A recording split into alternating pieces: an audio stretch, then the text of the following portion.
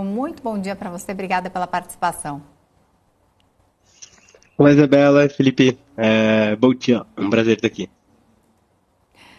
Bom, queria começar falando, né, você que fala ali de ações de fora dos Estados Unidos, eu queria começar falando de Disney, a volta de Bob Iger como CEO, não sei, Iger ou Iger, né, se estiver errado me corrija, CEO da Disney, e o descarte de novas grandes EMEIs ali pela companhia, né, de fusões e aquisições. A gente viu grandes mudanças ali na Disney através do CEO antigo, agora eles voltaram para o CEO que era antes desse atual, ali tentando mudar as políticas que muitas vezes tiveram repercussões bem negativas, filmes inclusive foram cancelados, foram muito criticados e agora vem a volta aí de Bob como CEO da Disney e o descarte dessas EMEIs pela companhia. Como é que você enxerga esse movimento? Não, perfeito. No caso, acho que para quem não conhece ali, né, o Bob Iger ele foi um dos principais CEOs de toda a história da Disney, né? Ele foi o cara responsável por trazer a Marvel para dentro da Disney, por trazer a Pixar, que bom, todo mundo conhece esses dois nomes aí, pela aquisição também da Fox, né? Ali hoje então ESPN, esse tipo de conteúdo ali que era da Fox, hoje a Disney é quem toca. Então, o Bob Iger ele ficou no cargo de 2005 até 2020. Ele saiu um pouquinho antes da pandemia. Então, ele foi um CEO que, assim, o mercado adorou, a Disney adorou. As ações ele subiram mais de 500% enquanto ele era CEO nesses 15 anos. Então, foi um baita de um resultado. E o que é natural é que, claro, depois de tanto tempo, depois de 15 anos no comando, ele saiu, né? Ele voltou ali em 2020, ele saiu do cargo de CEO, ficou até um tempo numa cogestão com o novo CEO que entrou, que é o Bob Chapek, né? Então são dois Bobs, o Bob Iger, que é o CEO que ficou 15 anos ali, e o Bob Chapek, que era o novo CEO, que já era uma pessoa que já estava na Disney ali, se eu não estou enganado, há mais de 20 anos.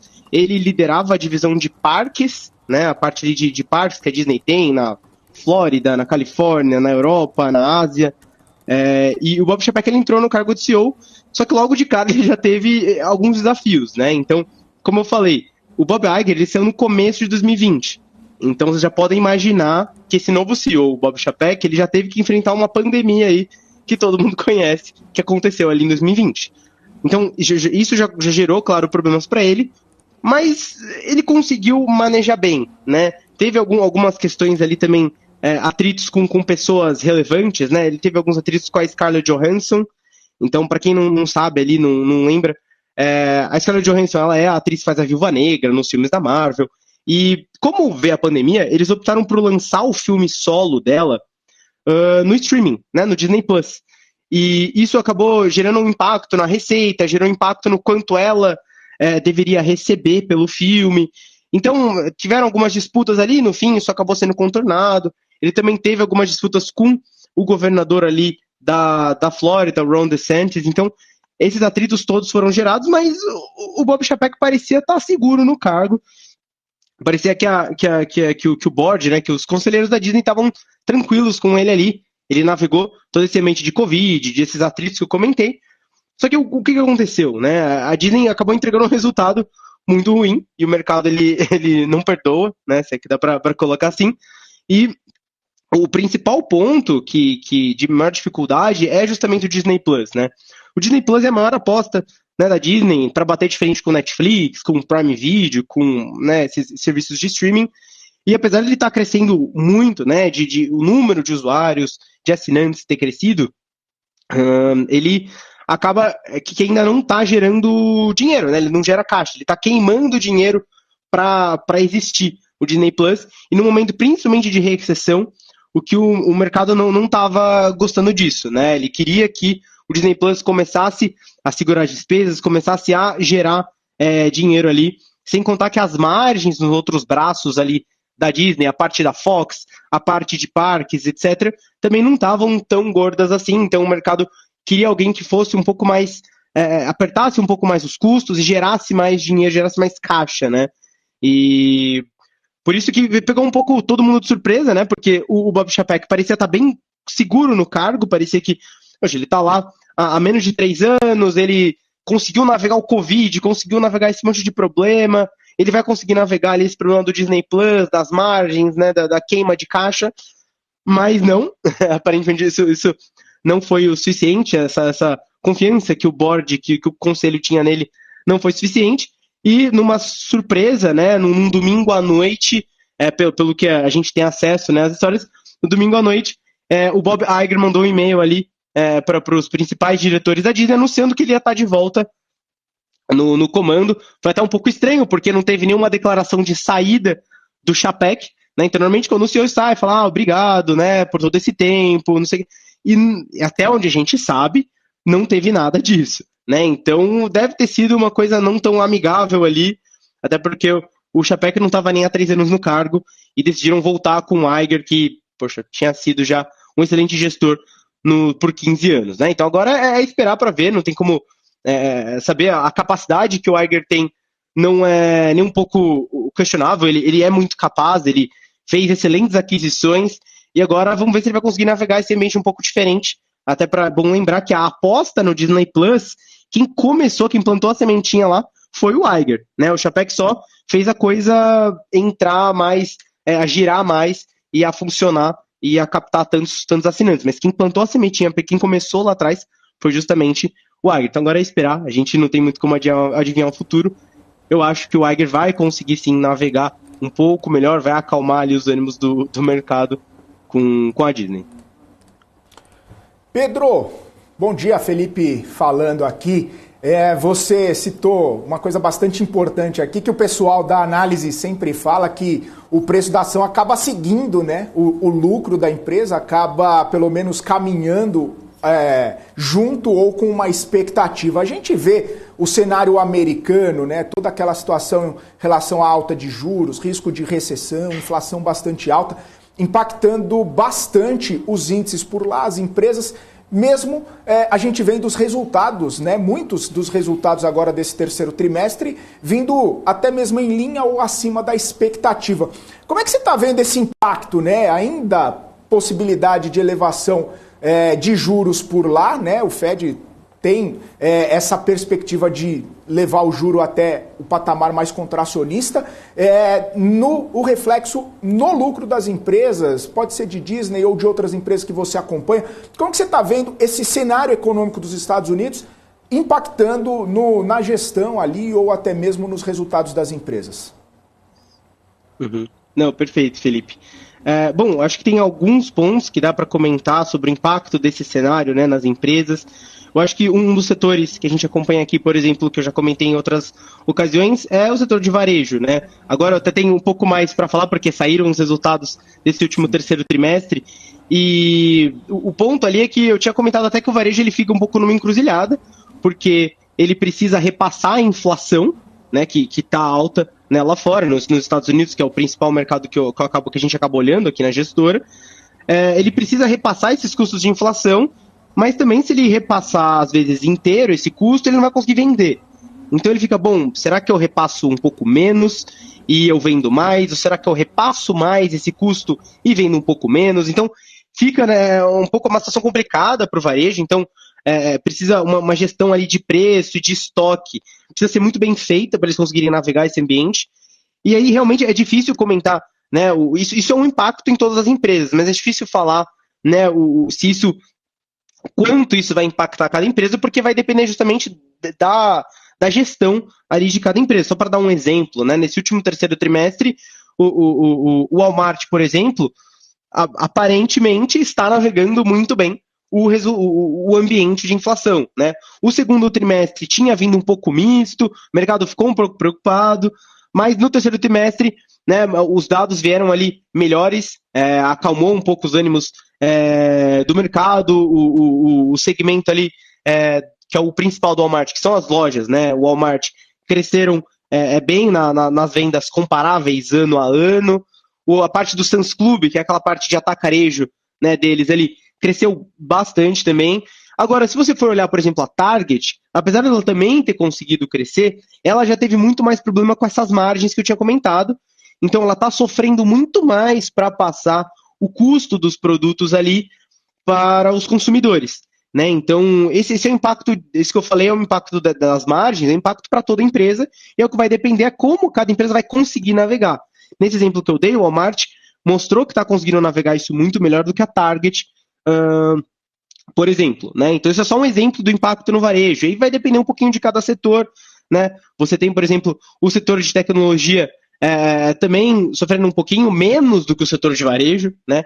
Mas tem, por exemplo, partes ali do setor de tecnologia que não estão nem aí, entre aspas, não estão nem aí para esse cenário difícil, né? Então você pega a parte de data centers, né? Você tem a divisão da AWS na Amazon, você tem a Azure ali dentro da Microsoft, você tem, né, a parte de servidores também ali no Google. Todas essas divisões apresentaram resultados muito bons, crescendo 40% ano a ano, né? Então, o ponto acaba justamente, é um ambiente difícil e que é mais difícil para essas empresas navegarem, mas tem, claro, sempre alguns pontos que acabam, alguns setores, alguns negócios que acabam não importando muito, justamente porque é algo mais estrutural, né? Essa parte de data centers é uma questão mais estrutural de as empresas terem menos processamento in-house ali na própria empresa e terceirizarem isso para um cloud, para uma nuvem, né? Então isso, poxa, como é uma questão estrutural tão forte, que cresce tanto,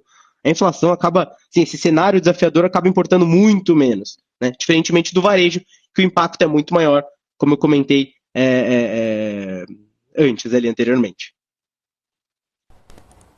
Tá certo. Ô Pedro, eu só tenho uma informação aqui bastante importante que acabou de sair, acabou de ser divulgada, né? Antes da gente seguir aqui o nosso bate-papo, é que a proposta de emenda à Constituição da Transição, a chamada PEC da Transição, já conta com 28 assinaturas de senadores e já pode começar a tramitar na casa. Essa informação foi confirmada agora há pouco pelo senador Marcelo Castro, que ele também é relator do orçamento. Ele diz que já conseguiram 28 assinaturas, o mínimo necessário para tramitar a PEC são 27 assinaturas. Marcelo Castro já vinha falando no começo da manhã que conseguiria as assinaturas necessárias para a tramitação da proposta de emenda à Constituição até o fim dessa manhã. Ele disse que telefonaria pessoalmente para vários senadores para conseguir essas assinaturas. Lembrando que assim que foi protocolada na noite de ontem no Senado, essa PEC, ela contava com 12 assinaturas, o mínimo eram 27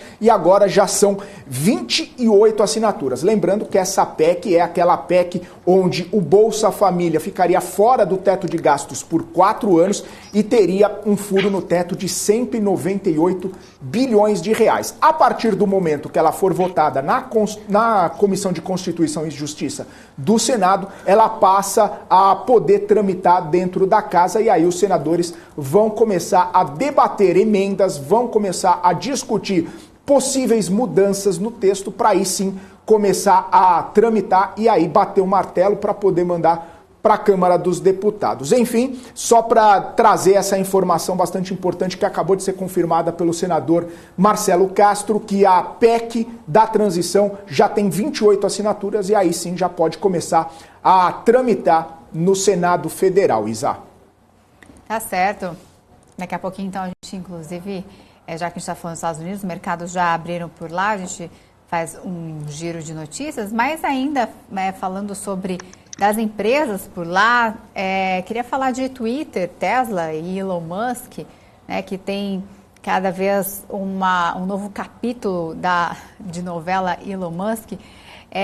Pedro, como é que você está enxergando todo o Elon Musk tinha dito há algumas semanas que poderia até vir à falência aí, o Twitter, por conta de muitos gastos ou uma demissão muito grande. Como é que você enxerga aí as ações do Twitter? Perfeito. Felizmente, né, o Twitter agora, bom, o Elon Musk que tem que se virar ali com ele, né, ele que comprou agora, ele que vai tentar fazer ali uma grande mudança, mas o principal ponto ali, né, o que ele anunciou é que ele vai precisar enxugar ali os gastos, né, do Twitter, assim como, na verdade, a maioria das empresas de tecnologia já anunciaram, né, o Facebook anunciou que cortou mais de 10 mil funcionários, teve também, se eu não estou enganado, coisas parecidas ali na Google, na Amazon. Então, isso é um movimento meio natural das empresas de tecnologia, que elas precisam aumentar ali as margens, como eu comentei, né, esse ambiente de inflação, de recessão à frente, pressiona muito as margens das empresas, como o ambiente de tecnologia não é diferente. Então, o que o Elon está tentando fazer, no caso dele, ainda tem um elemento além, que é por ele ter comprado a empresa, ele acha que ele vai conseguir fazer uma gestão mais eficiente, ele está justamente tentando cortar essas arestas, aparar essas arestas, né? Então, mas isso, claro, felizmente é um problema só dele, né? Na empresa ser dele agora. Só que o grande ponto é porque o quanto isso pode respingar, né, na Tesla. Então, é muito difícil dissociar a Tesla do Elon Musk, né? Então, quando a gente fala em Tesla, a gente já pensa no Elon Musk, a gente fala em Elon Musk, a gente já pensa na Tesla. E justamente um ponto, claro, que é mais óbvio bom, ele está dividindo a atenção dele, né? Então você vê ele falando de Twitter o dia inteiro no Twitter, né, claramente, comprando brigas ali, e o ponto é o quanto isso, além de dividir a atenção dele, o quanto isso pode respingar em eventuais parceiros ali da Tesla, etc. Até agora, né, não parece que nada sério impactou, mas só para dar um exemplo, né, por exemplo, ontem mesmo o Elon Musk estava reclamando ali para os seguidores, falando para eles de que a Apple cobra 30% de taxa sobre toda a transação feita na App Store, né, na loja de aplicativos da Apple. Se você tem um aplicativo, você vai comprar uma versão paga, vai comprar algo dentro do aplicativo, essa transação passa pelo sistema ali da Apple, a Apple cobra 30% em cima disso, né? Isso já é dado, né? Isso todo, assim, pelo menos quem acompanha mais ou menos já sabe que isso acontece, mas o Elon estava comentando, reclamando disso, falando que não era justo, que a Apple tem um monopólio praticamente, que não era certo, e esse é um tipo de exemplo de atrito que ele gerou. Ele marcou inclusive o Tim Cook, que é o CEO da Apple, ele marcou lá no Twitter: o que você acha disso, Tim Cook? Marcou ele lá. E esse tipo de atrito é o tipo de coisa que, obviamente, preocupa os acionistas da Tesla, porque, beleza, com a Apple não tem muita relação com a Tesla hoje, né? Mas e se o Elon Musk quiser comprar uma briga com alguém que tem, né, comprar uma briga no Twitter com alguém que tem alguma relação com a Tesla? Isso será que não pode respingar um pouco nas operações da Tesla por algum motivo? Então, é uma coisa que, ainda que eu acho que o Elon Musk, ele é muito inteligente, né? Burro ele não é, acho que tem muitas coisas que a gente pode questionar dele, mas burro ele não é, né? Então, acho que ele dificilmente vai fazer algo assim, ele vai pensar muito bem antes de cutucar alguém que pode impactar a Tesla. Porém, não deixa de ser um risco, e é um pouco dessa... É até curioso, né? Esse movimento hoje, que é o Elon Musk sendo CEO de duas companhias bastante... Ele é de mais companhias, né? Tem a parte ali de foguete, etc. Mas dessas duas companhias, Tesla e Twitter, que são super relevantes, são super comentadas, e é engraçado até ver o Elon Musk comandando as duas e coisas de uma possivelmente respingando na outra. É isso que gera esse receio ali todo no mercado, né? Deixa eu chamar o Alex André aqui para nossa conversa, ele que quer fazer perguntas para você também, Pedro. Alex. Bom, quanto tempo, hein? Tudo certo? Tá me ouvindo aí, pessoal? Tudo bem. E aí, tudo bom? Beleza? Estamos sim. Maravilha. Show de bola. Vamos lá. Então, minha pergunta aqui, eu estava escutando aqui, falando sobre as companhias, né, de tecnologia. Um ponto que eu queria passar, acho que muitos investidores aqui no Brasil, que a gente está passando esse movimento macro aqui no Brasil de alocação, de dolarização de patrimônio, né? Tem muito isso aqui no Brasil. Muita gente quer tirar dinheiro do Brasil, até diversificar mais ainda. E a pergunta fica, né? A gente sabe dessas big techs, né? Com esse impacto de macro lá nos Estados Unidos, né? O Fed correndo atrás da inflação. Você acredita que, assim, eu vou fazendo uma leitura mais top-down do que bottom-up, que você estava falando aqui, mas falando de ações aqui, não da economia específica, a gente sabe que tem essa correlação. Será que o pior já passou para as empresas de tecnologia? Ou será que esse inverno aí para as empresas de tecnologia ainda está no meio ou está próximo de acabar? Em relação... Claro que eu não estou falando aqui para adivinhar o fundo, mas principalmente em relação aos dados que a gente tem na economia americana e também o que as empresas têm apresentado, que você tem estudado. Você acredita que o pior pode acontecer ainda mais no ano que vem? Ou você acredita que o ano que vem, 2023, pode ser um ano mais positivo que nós tivemos em 2022? Qual que é a leitura que você passa falando das empresas de tecnologia lá fora, principalmente as maiores, né? Perfeito. Bom, Alex, é claro que é difícil, eu posso queimar minha língua aqui, mas pelo menos na nossa visão aqui na gestora, na minha visão, é que as empresas, muitas já divulgaram desde ali do segundo trimestre, agora no terceiro também, rebaixando as expectativas para esse ano, já também reduzindo as expectativas do mercado. Muitas não soltam aquele guidance, né, os valores que eles esperam para o ano que vem, mas já falam que estão esperando um ano mais fraco, etc. Então, pelo menos na minha opinião, as empresas já abaixaram as expectativas do mercado. Elas já falaram, olha, senhor mercado, a gente está num movimento difícil, a gente só deve ver melhora. Algumas, por exemplo, do varejo ali que eu acompanhei, falaram, a gente só deve ver melhora para o segundo semestre do ano que vem, né? Ou seja, lá em 2023. E várias empresas estão adotando esse tom mais sóbrio ali, falando que não deve ter uma recuperação rápida ali agora nesse ano ainda, no começo do próximo ano. Então, na minha opinião, eu acho que sim, o pior já passou, a gente está passando por ele, porque justamente as empresas já diminuíram as expectativas para o mercado. Então, pelo menos na minha visão, é isso. É claro que sempre, bom, a gente pode estar errado, mas a gente tenta não apostar puramente no macro, né, dentro da gestora, etc. A gente tenta escolher empresas que tenham essas vantagens competitivas fortes, consigam navegar ambientes ruins e bons, mas na minha visão, olhando um pouco essa perspectiva de cima, é essa, né, que o pior já foi dado, o pior já está ali no preço, né.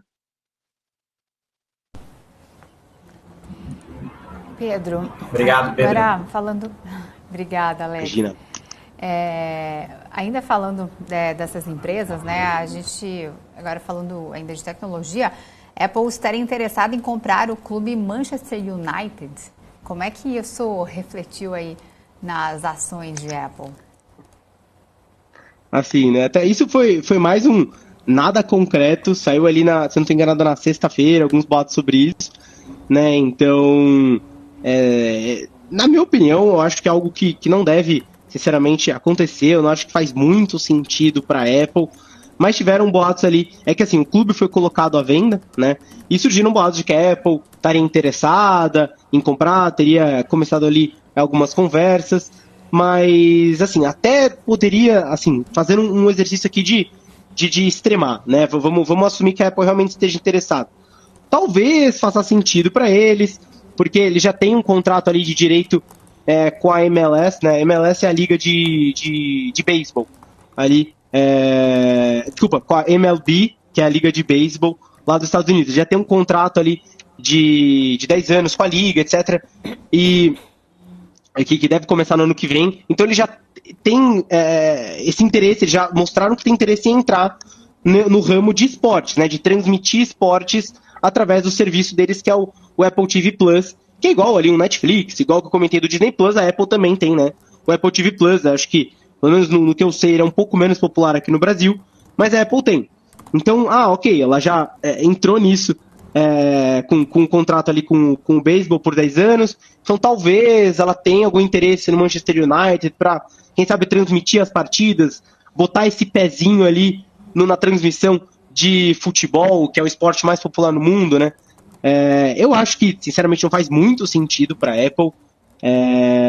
E claro, por ser um rumor tão longe assim, que não é tão confirmado, acaba não tendo impacto tão relevante, mas eu achei legal comentar, justamente porque é bastante curioso, e quem sabe, né, a gente cada vez mais vai vendo as empresas se conectando ali, né, se expandindo. A Apple, que só produzia hardware, agora ela tem serviços, e agora ela concorre, por exemplo, com a Disney. Quando que a gente imaginar que a Apple, 10 anos atrás, ia concorrer com a Disney, né? Então é muito louco isso pensar. A Apple concorre com o Spotify também, então cada vez mais as empresas estão tentando criar um ecossistema maior e acabam se entrelaçando ali. Então eu achei legal comentar isso, porque é uma questão mais também de um ambiente competitivo dessas Big Techs, né? Tá certo, muito bom. Obrigada pela participação mais uma vez aqui na nossa programação. Conversamos com Pedro Novaes, analista de ações da Comatur Gestora de Recursos. Obrigada, Pedro, por sempre nos atender.